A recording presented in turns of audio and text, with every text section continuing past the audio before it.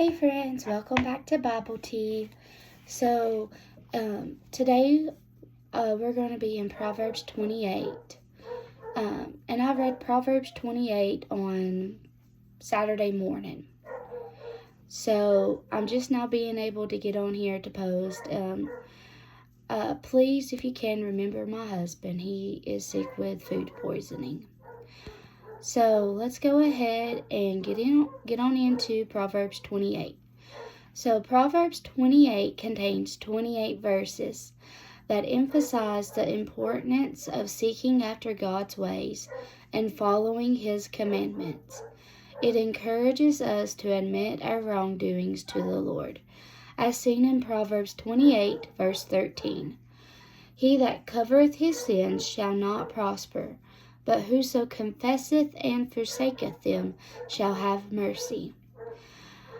The chapter warns against covetousness and envy of the wicked, highlighting that the ruler that wanteth understanding is also a great oppressor, but he that coveteth shall prolong his days, which is found in the 16th verse.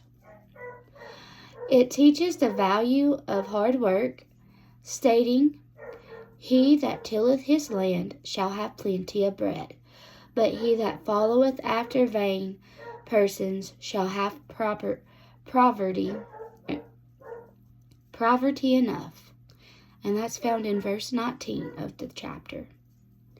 Additionally, it calls us to stand up for what is right, and as noted in Proverbs 28, verse 4, They that forsake the law praise the wicked, but such as keep the law contend with them. The chapter also warns against pride, stating, He that is of a proud heart stirreth up strife, but he that putteth his trust in the Lord shall be made fat, which is found in verse 25. Ultimately, it serves as a reminder that our actions have consequences, as expressed in Proverbs 28, verse 10. Whoso causeth the righteous to go astray in an evil way, he shall fall himself into his own pit, but the upright shall have good things in possession.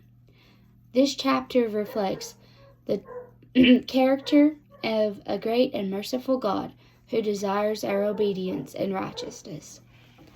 So some questions that I have for you all from this chapter is, number 1, how can you apply this chapter in your life? So for me, as I reflect upon Proverbs 28, I realize that I need to actively seek justice and understanding in my daily decisions, praying for God's guidance and studying His Word to ensure my actions align with His will. I understand the importance of confessing my sin and turning away from them, which will help me grow spiritually and deepen my relationship with God. I'm striving to lead a life of integrity, be there for my community, and set a positive example for others.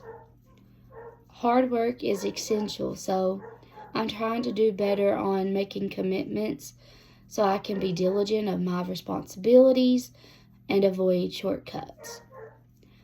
I also can recognize and stand up for the righteous, even when it's challenging. And I can try to do better by listening to what others have to say, not just fixating on what I'm saying or what I think. And then finally, I can take time to reflect on my choices and aim to make decisions that lead to positive outcomes. And as long as I'm trying to do all of these things, I'm hoping to live a life that will honor God and positively influence others. And so the second question is, What are some consequences of our actions mentioned in Proverbs 28:10? And for a reminder, 28:10 says, "Whoso causeth the righteous to go astray in an evil way, he shall fall himself into his own pit, but the upright shall have good things in possession." And that's what Proverbs 28:10 says for a reminder.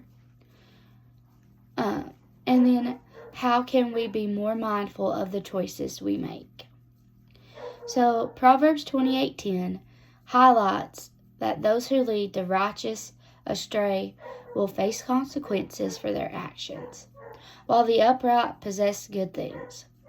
It teaches me that our choices have a significant impact not only in our lives, but in other people around us. I realize that I need to be more mindful of my own decisions I make, as they can influence others positively or negatively. For instance, if I choose to act with integrity and kindness, I can encourage those around me to do the same. Conversely, if I engage in dishonesty or harmful behavior, I'm risking leading others to do wrong. This verse serves as a reminder to reflect on my actions and the potential consequences they have, which motivates me to strive for righteousness in my daily life. And the last question I have for you all is, what verses in this chapter stood out to you? I know for me it was verse 4, which says, "They that forsake the law praise the wicked, but such as keep the law contend with them." Verse 5, and it says, "Evil men understand not judgment, but they that seek the Lord understand all things."